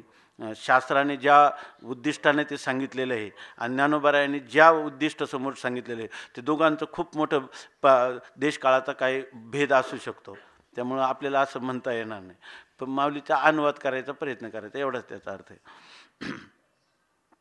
आता सांगतात की जरी किती वेळ तेवी जाणतया जाणता आपलं असो जाणावे नाही लागले, हे तव मी या जाणितले. एवं तुझे कृपेचे झाले सार्थक प्रभू. गुरुकृपा कधी माणसाला थोडे गुरुनी सांगितलं ते करायचं, इति कर्तव्यता बुद्धी जर थोडी राहिलं तर गुरुकृपा झाली असं म्हणता येत नाही. गुरुकृपा झाली म्हणजे कर्तव्याभावच झाला पाहिजे, आणि कर्तव्याभाव होणं ही खरी गुरूंची कृपा. उपनिषद पण तेच सांगतं ना, काय ज्ञानामृतेन तृप्तस्य कृतकृत्यस्य योगिनः नैवास्ति किंचित कर्तव्यम आस्ति चेत न सतत्ववित. स्वामी महाराज सांगायचे की एकदा त्या गुरुजींनी अमृतानुभव सांगायला सुरुवात केली. चातुर्मास्यामध्ये काही प्रकरण जीवनमुक्ती विवेक आणि शेवटचं प्रकरण काय राहिलं होतं, आणि ते त्यांनी राहिलं आणि वारी जवळ आली होती. चातुर्मासाचे 7-8 दिवस शिल्लक राहिले होते, काहीतरी 8-15 दिवस. मग ते ग्रंथ पूर्ण झाला. त्यांनी ते नेहमी सांगायचे उद्यापासून आपण हे सुरू करू घेऊ. ते गुरुजींनी काहीच सांगितलं नाही. तर तो एक श्रोता जो आहे तो त्याला गेला त्यांच्याकडं आणि तो त्यांना म्हटला, गुरुजी उद्यापासून काय? ते म्हटले हा तर उद्यापासून वाटी आणि वस्तारा घेऊन ये म्हटले. उद्यापासून काय आण म्हणजे अमृतपांतानंतर उद्या आणि आज आहे का त्याच्यामध्ये? करणं आहे का?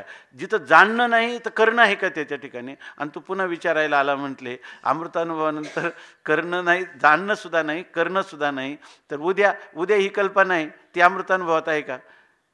अहो, ज्या अमृतानुभवाचे करते काय सांगतात ज्ञानोबाराय, त्या म्हणतात जर मी हा अमृतानुभव लिहिला नसता तर आत्म्याचं स्वयंप्रकाशत्व काय कुठे गेलं होतं काय? आणि मी लिहिला तर याच्या आत्मस्वरूपात मी काही भर टाकली काय? आणि मी जर हा ग्रंथ केला नसता तर काय राहिलं? म्हणून मग तुम्ही कसं काय सांगितला? ज्ञानोबाराय निवृत्तीनाथ महाराजांसमोर परवाचा देतात स्पष्ट काय ती ओवी की त्याच्यामध्ये सांगतात म्हणून माझी वैखरी मौनाचेही मौन धरी पानियावरी मखरी रेखिली जैशी. माणसाने हे जर कळलं तर कोणाला तरी ज्ञानरूपतेला सोडून आपल्या ठिकाणी ज्ञानित्व सिद्ध व्हावं आणि त्या बुद्धीचे काही वैभव आपलं दाखवावं असं कधीतरी वाटेल का? ज्यांच्या बुद्ध्यांक काढायला मनोवैज्ञानिक सगळे म्हणतात की ज्ञानोबरायांचा बुद्ध्यांक हा जग कोणी काढा तुम्ही जगातला, केवढा शास्त्रज्ञ असो कोणत्या क्षेत्रातला असो तर बुद्ध्यांक जास्त आहे. त्यांनी काही 720 काढला हे त्यांच्या बुद्धीचं दिवाळ आहे. त्याला मापलं ना त्यांनी, आहे का नाही? पण एवढं तर त्यांनी मान्य केलं, बरोबर ना महाराज? तुम्ही सांगत असता काहीतरी 720 काही त्यांनी बुद्ध्यांक काढला. पण खरं तर ज्ञानेश्वर महाराजांचा बुद्ध्यांक काढणे इतकी बुद्धी यांच्याजवळ कुठे आहे, ऐके नाही? ते कसं काढणार? आपलं चिंतन काय चाललं होतं ते ज्ञानेश्वर महाराज अमृतानुभवाच्या समाप्तीला असं म्हणतात, मनोनी माझी वैखरी. म्हणजे मी लिहिलेले अमृतानुभवातले जे वैखरी वाणीतले जे शब्द आहेत ते मौनाचेही मौन धरी. ती मौनातही पुन्हा काय आहे? मौन अशा प्रकारचं आहे. मग तुम्ही ग्रंथ लिहिला कशाला, आहे की नाही? अहो म्हणे लिहिण्याची ही लीला आहे. ही काय आहे म्हणतात? पानियावरी मखरी मगर आहे. आणि एखादा माणूस काय म्हणतो, मी तुम्हाला मगराचं चित्र काढून दाखवतो. कुठं दाखवतो म्हणे? जोरात इंद्रायणीचा पूर चाललाय त्याच्यावर तुम्हाला मी बघा बरोबर मग काय दाखवतो? चित्र काढतो म्हणेपर्यंत हा पाहिला का मगर? पाहिला म्हणे मगर कुठं दिसतंय, आहे की नाही? मगर काहीच नाही. याचा अर्थ ते काय नुसतं लीला मात्र आहे. त्याप्रमाणे ही लीला मात्र लिहिलेली. याच्या पलीकडं तुम्ही किती त्या अमृतानुभवाचा गवगावा करा, पण ज्ञानेश्वर महाराजांना ती पाण्यावरची मखरी आहे की नाही? या कारणे मी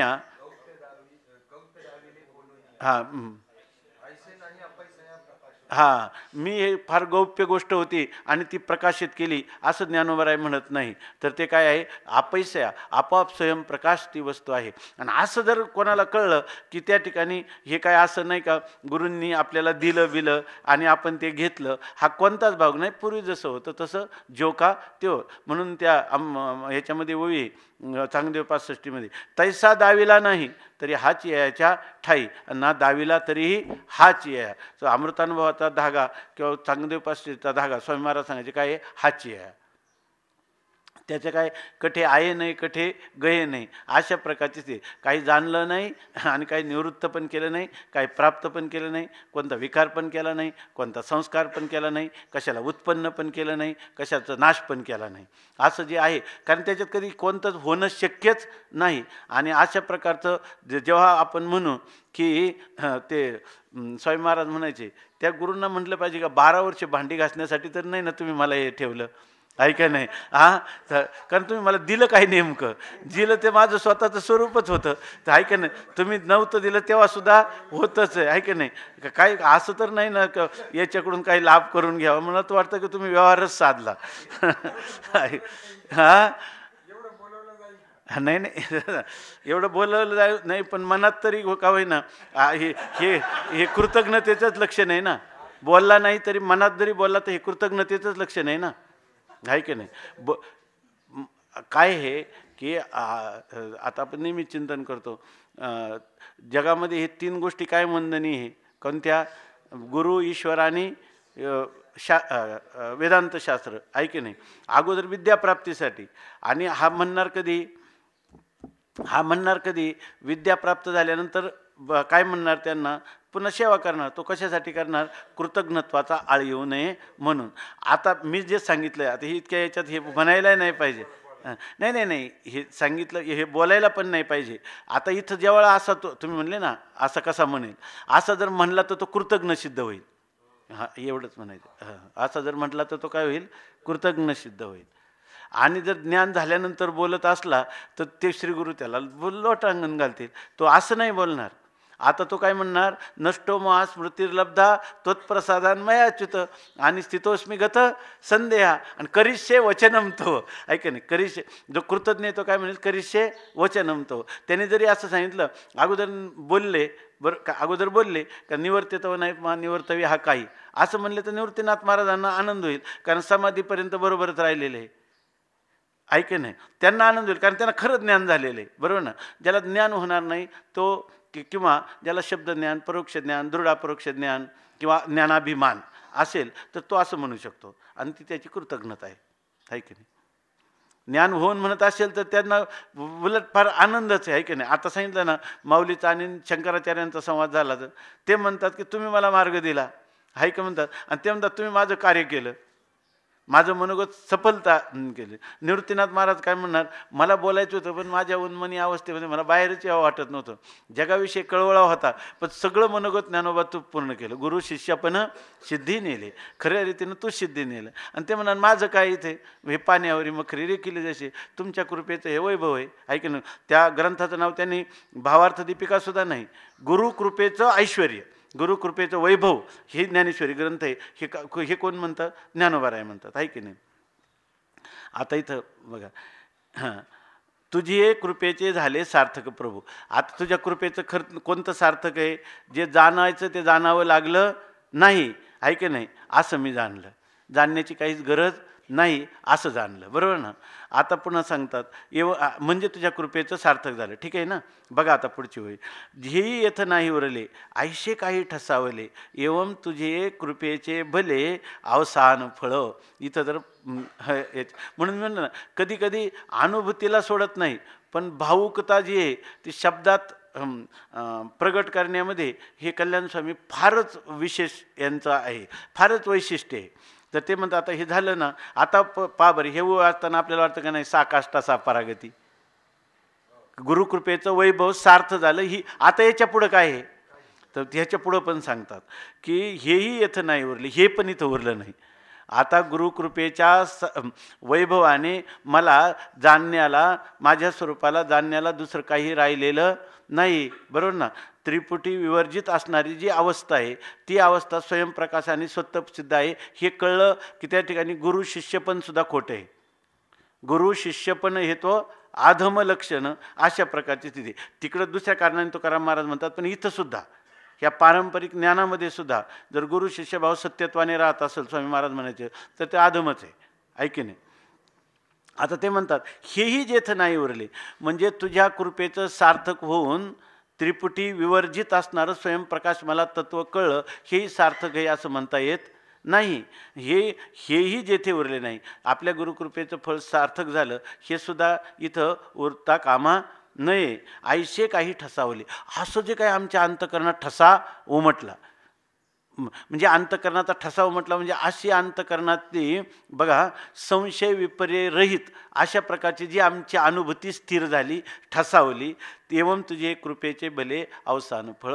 या ठिकाणी ही जी अनुभूती स्थिरावली आमची, कारण काय भात तयार झाला तरी आपण म्हणतो थोडा मुरू द्या. हे जे पहिल्या कृपेचं सार्थक आहे याच्यामध्ये ही जाणीव आहे का गुरुकृपेच्या द्वारा मी ज्ञानस्वरूप, माझी काय त्याला म्हणतो नित्य अशी ज्ञानस्वरूप स्थिती मला प्राप्त झाली, ती मी अनुभवित आहे. कुठंतरी या ठिकाणी काय आहे, थोडा तरी जाणीवेचा स्पुंज आहे. हेही जेथं नाही उरले, हे ज्या ठिकाणी नाही, आईशे काही हे उरलं नाही, मग खाली काय राहिलं, तर आईशे काही म्हणे अनिद्रुक अताद्रुक अवाच्य अशी जी स्थिती आमची ठसावली म्हणजे ती हृदयामध्ये पूर्णपणे स्थिर झाली, तिचा ठसा उमटला, म्हणजे आता ती अछेद्य अभंग अशा स्वरूपाची झाली. एवम तुझे कृपेचे भले अवसान फळ. अशा प्रकारे तुझ्या कृपेचं खरं फलश्रुतीचं अवसान म्हणजे शेवटचं फळ आहे. साकाष्टा सा परागती. हे सुद्धा वावर नाही. गुरु आणि शिष्य याच्यामधूनच, संवादामधूनच, ह्या सत्पथामधूनच हा बोध झाला. तो बोधची वृत्ती बोध झाला, ते स्वपर्व निर्वाह करतो आणि वृत्ती निघून गेली आणि आता बोध मात्र मी राहिलो. आणि हे गुरुकृपेचं फळ आहे. हेच सुद्धा चिंतन करण्याची गरज नाही का? गरज नव्हती, पूर्वीसुद्धा गरज नव्हती, आता तर राहिलेलीच नाही चालेल ना असं. परिजे हे जे काही अवसान मुळीची सापडले पाही, म्हणून तुझे कृपेशी नाही अवसान दशा. आता आपण म्हणतो ना गुरुची कृपा जी असे ना, तर गुरुची कृपा कुठपर्यंत आहे? गुरुचा देह आहे तोपर्यंत आहे का शिष्याचं त्याच्याविषयी असणारं, बरोबर आहे ना, जे आदरभाव आहे तोपर्यंतच गुरु शिष्याची कृपा फलीभूत होईल असं आपल्याला बरोबर वाटेल. तर आता ते ठिकाणी सांगतात, चांगलं बघा, परी हे जे अवसान काही, जे तुम्हाला अवसान म्हणजे शेवटचं फळ सांगितलं, पराकोटीचं फल प्राप्त झालं, हे अवसान काही मुळीची सापडले पाही. आता हे जे अवसान आहे गुरुकृपेचं सगळ्यात शेवटचं अवसान, सगळ्याचा साकाष्टा सा परागती शेवट, बरोबर ना, तो कुठं सापडला तुम्हाला? मुळीची सापडले पाहिजे. तो आपल्या मुळातच सापडला, आपल्या स्वरूपातच सापडला. तो आपलं स्वरूप जे आहे, गुरुकृपेचं ऐश्वर कुठं सापडलं? मूलभूत असणारं आपलं स्वयंप्रकाश आनंद घन एकमेवा द्वितीय केवळ स्वरूप तिथं गेलं तेव्हाच हे सगळं मावळून जाईल ना. मग शेवटी सापडलं कुठं? मुळात. आणि ते मूळ कसं होतं? मूळ नित्य होतं का अनित्य होतं? ते आज होतं का अव्यय होतं? दोन्ही पण होतं, आहे की नाही? ते उत्पाद्य होतं का विकार्य होतं? का विनाश्य होतं? का संस्कारी होतं? काहीच नव्हतं. मग गुरुकृपेचं फल जेव्हा प्राप्त स्वतः सिद्ध आहे तेच मुळ आहे का नाही त्याचं? ते मुळामध्ये मला सापडलं. आणि म्हणून आता मुळामध्ये सापडलं, यालाच काय आहे? मुळामध्ये सापडणं ही गुरुकृपा आहे. आता जे मूळ तुम्हाला प्राप्त झालं ते आता अविनाशी आहे का विनाशी आहे? उपाधिक आहे का निरुपाधिक आहे? विषय आहे का निर्विषयक आहे? देशकालाच्या मर्यादित आहे का पलीकडचं आहे? मग आता गुरुकृपा जी आहे त्या गुरुकृपेचा तुम्हाला निरंतर वर्षावर राहिला की नाही? म्हणून आम्ही म्हणतो की कृपेशी नाही अवसान दशा, आता ह्या कृपेला शेवट नाही. असा पण तुकाराम महाराजांचा एक अभंग आहे की ही जी कृपा झाली ह्या कृपेचा आता नित्य निरंतर असाच वर्षावर आमच्यावर होत राहावा, आहे ना. अशा प्रकारे आता ही कृपा कसली आहे? ही कृपेला कधीच आता शेवट नाही. हा हा असं असंच आहे काहीतरी. स्वामीचे हे देणे येथे पावलो दर्शने, करू आवडीने वाद तुमच्या सुखाचा संवाद,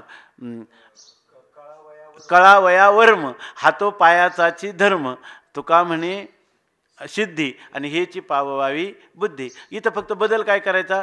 तुका म्हणे सिद्धी आणि हेची पावविली बुद्धी, आहे की नाही? तिथं पाववावी असं मुमुक्षु दशेत म्हणत होते आणि ही सगळी इथं काय झाली? हा पावविलीच आहे का? पावविलीच आहे पाठ? नाही, पाववावी पाठ आहे. मग तुका म्हणे सिद्धी आणि हेची पावविली बुद्धी, झालं की नाही? हेच अमृतानुभवातलं हेच सांगणं आहे ना. आणि हीच साकाष्टासा परागती आहे. आता लोक म्हणतात का मग आपलं हे चाललं होतं का गुरूंच्या कृपेचं अवसान आहे का? कधी शेवट आहे का? कृपादान केले संती आणि कल्पांतीही न सरे, कल्पांतात सुद्धा सरणार कधी होईल? ही स्थिती अमृतानुभवाती आली तरच तुम्हाला हे उद्गार येतील का कृपादान केले संती आणि मग कल्पांती. हे कृपेचा वर्षाव तुमच्यावर नित्य आहे की नाही? असो ऐसे तुझे पाय भाग्य जरी मिला आहे, यावरी मज काय आहे करणीय आता. असो ऐसे तुझे पाय, अशा प्रकारचे तुझे पाय म्हणजे तुझे स्वरूप. भाग्य जरी मिला, हे स्वरूप काय असं रस्त्यावर पडलेलं नाही. ज्या वेळेला अनंत भाग्य जी आहेत ती एकाच वेळेला फलोन्मुख होतील, अनंत जन्मातली अनंत पुण्य फलोन्मुख होतील, तेव्हाच मला तुझ्या पायाचे काय होईल? भेट होईल. पायाची म्हणजे तुझं असणारं मूळ सच्चिदानंद अद्वैत स्वरूपाची भेट होईल. आता मग ही भेट एकदा झाली आणि आता झाली तुझ्या कृपेने मला हे सर्व आता झालेलं आहे. गुरुजी तुम्हाला मी आता एकच विचारतो, यावरी मज काही आहे करणीय आता. आता यापुढं मला काही करणीय आहे का? म्हणजे मला काही करायचं आहे का? हे माझा अनुभूती तुम्हाला मी सांगितली.